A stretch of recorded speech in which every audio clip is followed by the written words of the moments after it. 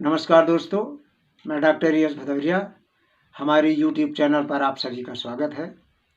दोस्तों, उत्तर प्रदेश उच्चतर शिक्षा सेवा आयोग की होने वाली असिस्टेंट प्रोफेसर परीक्षा से संबंधित जो हम स्टडी मटेरियल उपलब्ध करा रहे हैं, उस कड़ी में आज हम चर्चा करने वाले हैं पद विश्लेषण की।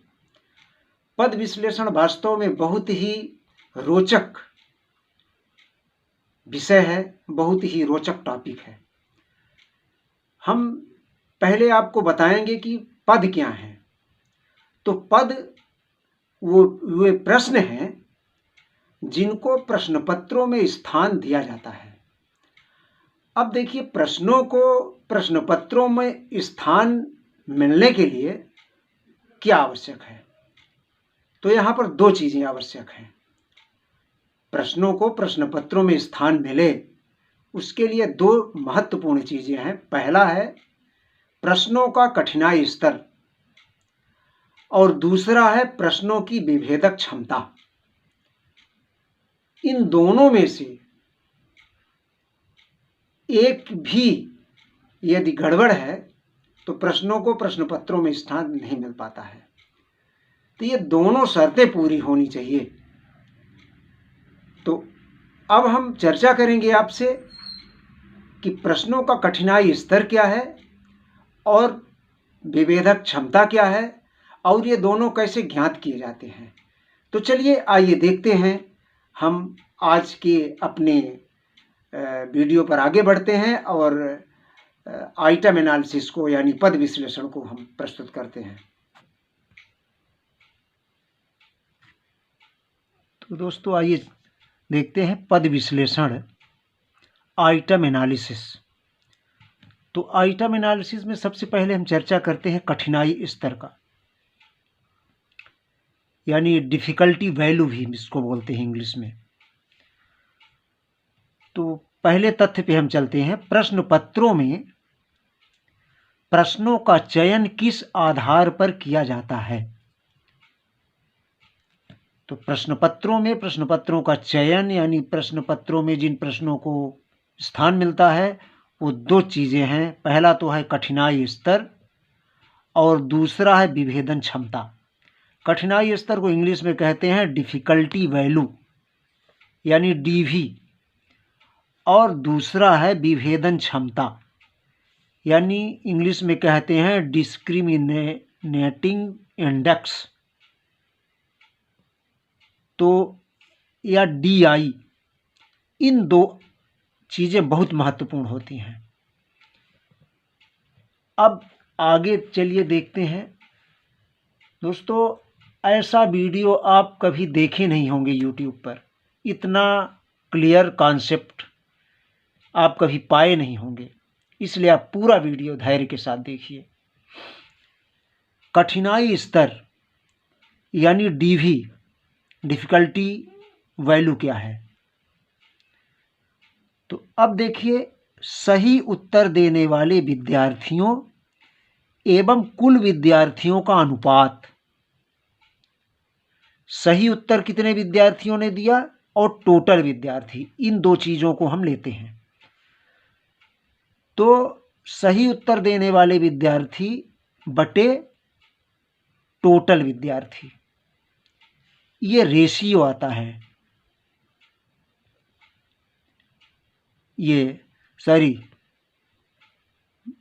डीवी जो है ये सॉरी यानी डिफिकल्टी वैल्यू हम फाइंड करते हैं कठिनाई स्तर इस सूत्र से R/T। तो R, अब देखो अगर इसको प्रतिशत में हम निकालेंगे तो R/T × 100 करते हैं। तो अब देखिए, एक हम उदाहरण लेकर देखते हैं। चलिए एक उदाहरण लेकर देखते हैं, कॉन्सेप्ट क्लियर हो जाएगा। यदि हर प्रश्न का कठिनाई स्तर देखा जाता है, प्रत्येक प्रश्न का, किसी प्रश्न का यदि 200 विद्यार्थियों में 70 विद्यार्थी सही उत्तर देते हैं तो प्रश्न का कठिनाई स्तर होगा। देखिए कोई प्रश्न है, उस प्रश्न का 200 विद्यार्थियों में से 70 विद्यार्थियों ने सही उत्तर दिया, तो कठिनाई स्तर इसका क्या होगा, R/T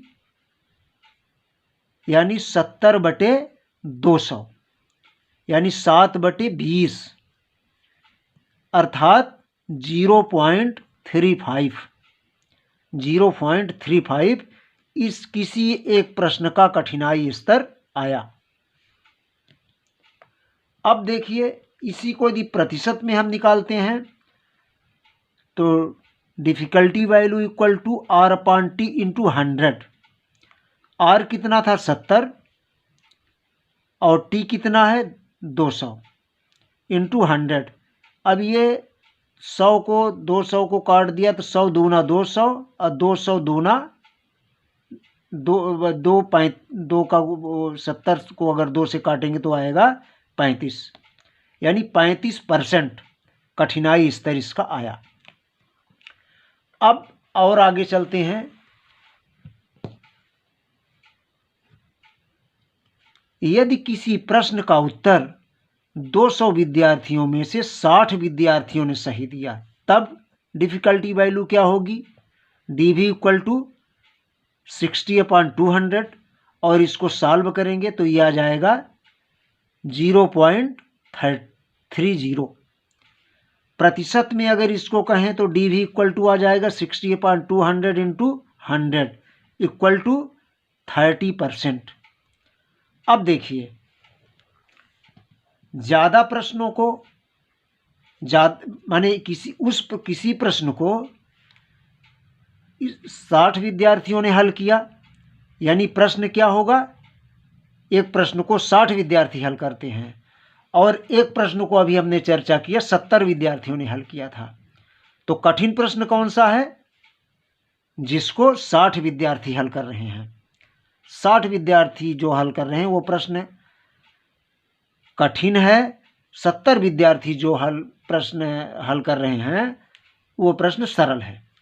अब देखो डिफिकल्टी वैल्यू, जो कठिन प्रश्न की डिफिकल्टी वैल्यू कितनी आई, कम आई, और सरल प्रश्न की डिफिकल्टी वैल्यू कितनी आई, ज़्यादा आई। अब आगे देखते हैं और प्रश्न बनता है, ये प्रश्न बनता है यदि कठिनाई स्तर का मान अधिक आता है, कठिनाई स्तर का मान अधिक आता है तो प्रश्न की प्रकृति होगी सरल होगी। प्रश्न यदि सरल होगा तो उसका कठिनाई स्तर ज़्यादा आएगा, ये ध्यान रखने की बात है। और आगे चलते हैं, यदि किसी प्रश्न के कठिनाई स्तर का मान कम होता है तो प्रश्न की प्रकृति कठिन होगी। ये क्लियर हो गया आपको, उदाहरण देकर भी हमने आपको बताया। अब हम चलते हैं आगे। यदि किसी प्रश्न को 200 विद्यार्थियों में से किसी ने हल नहीं किया तो कठिनाई स्तर क्या होगा, किसी ने हल नहीं किया इसका मतलब क्या हुआ कि प्रश्न बहुत ही कठिन है, इसीलिए किसी ने नहीं किया, तो इसका कठिनाई स्तर क्या होगा, DV equal to R/T equal to 0/200, यानी कठिनाई स्तर इसका कितना आ गया, 0। कठिन प्रश्न का कठिनाई स्तर 0। और जिसको सभी लोगों ने हल कर दिया, किसी प्रश्न को सभी लोगों ने हल कर दिया तो क्या होगा, 100/100 गुणे 100 यानी 100, ये तो प्रतिशत में हो गया। और यदि रेशियो में निकालते हैं तो 100/100 यानी कितना हो गया, 1। तो सबसे अधिक कठिनाई स्तर क्या होगा, 1। इस तरह से भी प्रश्न बन सकता है कि किसी प्रश्न का सबसे ज़्यादा कठिनाई स्तर क्या हो सकता है, तो 1 हो सकता है, और सबसे कम कठिनाई स्तर क्या हो सकता है, वो 0 हो सकता है। ये ध्यान देने की बात है, ऐसा वीडियो आप कहीं देखे नहीं होंगे, इतना क्लियर कॉन्सेप्ट वाला वीडियो। यहाँ पर कठिनाई स्तर 0 है, अतः प्रश्न बहुत कठिन है। और यदि कठिनाई स्तर 1 है तो प्रश्न बहुत सरल है, अर्थात सभी लोगों ने कर डाला है उसको। अब हम आगे चलते हैं।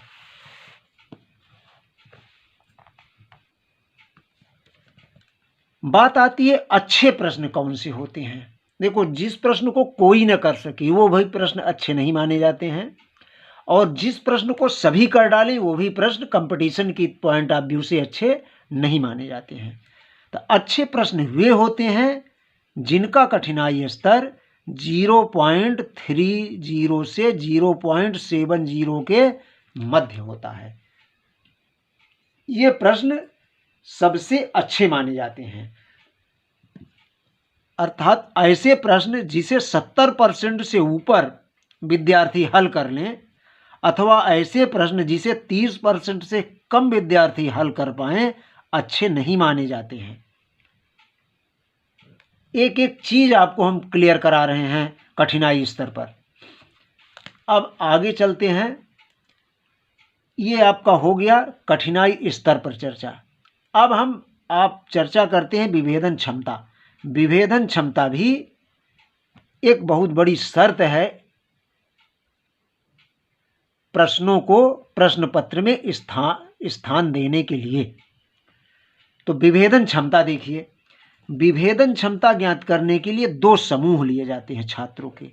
10-10 के समूह ले लिए जाएं या 20-20 के समूह ले लिए जाएं, 2 समूह लिए जाते हैं। एक तो अगर मान लीजिए 20 विद्यार्थी हैं, उसमें 10 उच्च क्षमता वाले विद्यार्थी ले लीजिए और 10 निम्न क्षमता वाले विद्यार्थी ले लीजिए। इस तरह के हम 2 समूह बनाते हैं। और अधिक विभेदक प्रश्न अधिक अच्छे माने जाते हैं।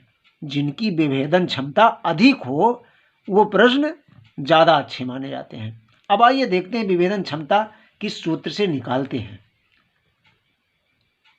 विभेदन क्षमता ज्ञात करने का सूत्र यह है DI, विभेदन क्षमता। अब DI को कैसे निकालते हैं? P1 minus P2 upon under root P1 into Q1 upon N1 plus P2 into Q2 upon N2। अब देखिए P1 P2 Q1 Q2 N1 N2 है क्या? तो देखिए P1 क्या है? P1 है उच्च क्षमता वाले समूह में प्रश्न को सही करने वालों का प्रतिशत। उच्च क्षमता वाले समूह में कितने प्रतिशत लोगों ने, कितने प्रतिशत विद्यार्थियों ने प्रश्न को हल किया है। और P2 क्या है? निम्न क्षमता वाले समूह से प्रश्न को सही हल करने वालों का प्रतिशत है ये।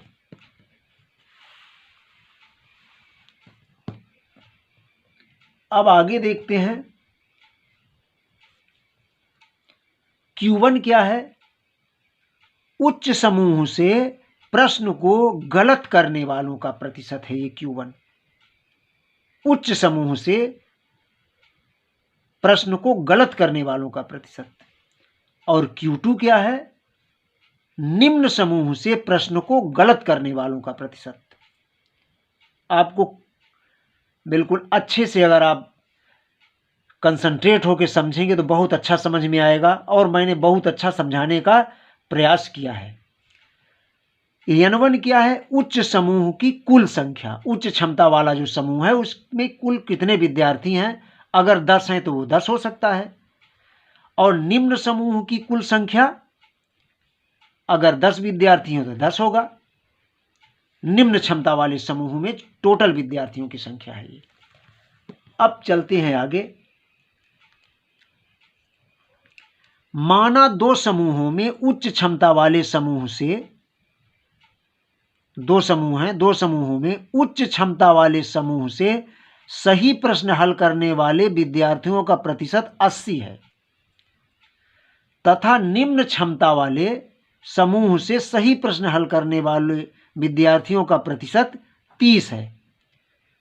तो अब ये देखिए, उच्च क्षमता वाले विद्यार्थी जो हैं वो 80% विद्यार्थी सही करते हैं, तो यानी गलत करने वाले कितने हो गए? 20। इसी प्रश्न से समझ में आ जाता है। और निम्न क्षमता वाले समूह से उसी प्रश्न को 30% विद्यार्थी करते हैं, तो यानी गलत कितने करते हैं? 70%। आइए अब देखते हैं P1 P2 Q1 Q2 निकाल लेते हैं। देखिए P1 क्या है, उच्च क्षमता वाले समूह से सही प्रश्न हल करने वाले विद्यार्थी हैं 80। तो गलत करने वाले कितने हो गए जी 20। और P2 क्या है, निम्न समूह से सही करने वाले विद्यार्थी हैं 30। तो गलत करने वाले विद्यार्थी कितने हो गए 70, यानी Q2 कितना हो गया 70। और दोनों में 10-10 विद्यार्थी हैं, दोनों समूहों में 10-10 विद्यार्थी हैं। तो ये N1 10 और N2 10 बिल्कुल समझ में आ गया होगा। अब हम वैल्यू रख देते हैं सूत्र में, DI = P1 - P2 अपॉन ये आपका सूत्र हो गया। अब देखिए P1 जहाँ है 80, P2 के स्थान पर 30, P1 के स्थान पर 80 इंटू Q1 के स्थान पर 20/10 धन 30 × 70, यानी P2 के स्थान पर 30, Q2 के स्थान पर 70। पूरी वैल्यू को हम रख देते हैं, N1 और N2 का मान रख देते हैं। इसको हम हल करते हैं तो इसकी जो विभेदन क्षमता आती है 2.59 आती है। हल करके आप यहाँ पे देख सकते हैं। तो उच्च विभेदन क्षमता वाला प्रश्न है ये प्रश्न जो है उच्च विभेदन क्षमता वाला प्रश्न है। और उच्च विभेदन क्षमता वाला प्रश्न क्यों है, किसी प्रश्न की यदि विभेदन क्षमता 0.30 से ऊपर है अगर, तो वो उच्च विभेदन क्षमता वाला प्रश्न है। अब चलिए, लेकिन प्रश्न पत्र में स्थान पाने के लिए उच्च विभेदन क्षमता बस से मतलब नहीं है। ये भी देखना चाहिए कि उस प्रश्न का कठिनाई स्तर भी होना चाहिए। दोनों शर्तें होनी चाहिए, तभी प्रश्न पत्र में कोई प्रश्न स्थान पा सकता है। लेकिन विभेदन क्षमता के दृष्टिकोण से तो ये स्थान पा सकता है। अब चलिए देखते हैं आगे, किन प्रश्नों को प्रश्न पत्र में जगह मिलती है। तो देखिए, जिस प्रश्न का DV यानी कठिनाई स्तर 0.30 से 0.70 के मध्य हो कठिनाई स्तर, तथा DI यानी विभेदन क्षमता एवं 0.30 हो, दोनों ही शर्तों को अगर प्रश्न पर दोनों ही शर्तें ये लागू हो रही हैं, अगर ये दोनों ही शर्तें लागू हो रही हैं तभी प्रश्न पत्र में स्थान मिलेगा। अर्थात प्रश्नों को प्रश्न पत्र में आने से पहले उन्हें कई विद्यार्थियों पर देखिए, अब ये मेरा दृष्टिकोण है, मेरी सोच है, सबकी हम नहीं बता सकते। प्रश्नों को प्रश्न पत्र में आने से पहले उन्हें कई विद्यार्थियों पर प्रशासित किया गया होता है, कई विद्यार्थियों पर इसको एडमिनिस्टर करते हैं। अतः प्रश्न पत्र लीक होने का खतरा बना रहता है। ये मेरी सोच है, आप अपनी सोच को कमेंट में लिखेंगे। हमारे कहने का तात्पर्य कि प्रश्न, कोई भी जो कॉम्पिटिटिव एग्जाम्स होते हैं उसमें जितने प्रश्न होते हैं, जैसे कुछ एग्जाम्स ऐसे होते हैं कॉम्पिटिटिव एग्जाम्स जिसमें लगभग 15 दिन परीक्षाएं चलती हैं और प्रतिदिन 2 शिफ्ट में परीक्षाएं होती हैं। एक शिफ्ट में कम से कम 150 प्रश्न होते हैं, यानी दोनों शिफ्ट में कुल 300 प्रश्न होते हैं। उदाहरण के लिए 15 दिन अगर परीक्षाएं चलती है तो 4500 प्रश्न होते हैं, और 4500 प्रश्नों का कठिनाई स्तर और विभेदन क्षमता देखना बहुत सरल नहीं है। अगर परीक्षाओं में कठिनाई स्तर और विभेदन क्षमता देखी जाती है, 4500 प्रश्नों का जो जिन परीक्षाओं की अभी हमने बात किया, तो वास्तव में लीक होने का खतरा भी है। और दूसरी तरफ अगर नहीं देखा जाता कठिनाई स्तर और विभेदन क्षमता, तो प्रश्न पर इनवैलिड होने का प्रश्न चिन्ह लगता है। प्रश्न को हम नहीं कह सकते हो कि प्रश्न उस परीक्षा के पॉइंट ऑफ व्यू से वैध होगा। ये मेरा दृष्टिकोण है और आप अपने दृष्टिकोण को कमेंट बॉक्स में लिखेंगे। तो दोस्तों, अगर हमारे चैनल को अभी तक आपने सब्सक्राइब नहीं किया है तो हमारे चैनल को सब्सक्राइब कर लें। इतने महत्वपूर्ण चीज़ें इतने क्लियर कट आइडिया से, इतनी अच्छी विधि से, इतना अच्छा डाउट क्लियर करते हुए शायद आपको किसी चैनल पे नहीं मिलेगा। तो हमारे चैनल को आप अभी सब्सक्राइब कर लें, अपने मित्रों को भी शेयर किया करें, अपने मित्रों से चर्चा करें, और हमारा वीडियो पसंद आया हो तो उसको लाइक भी करेंगे। तो इसी के साथ दोस्तों, आपको इतने धैर्य से सुनने के लिए बहुत बहुत धन्यवाद।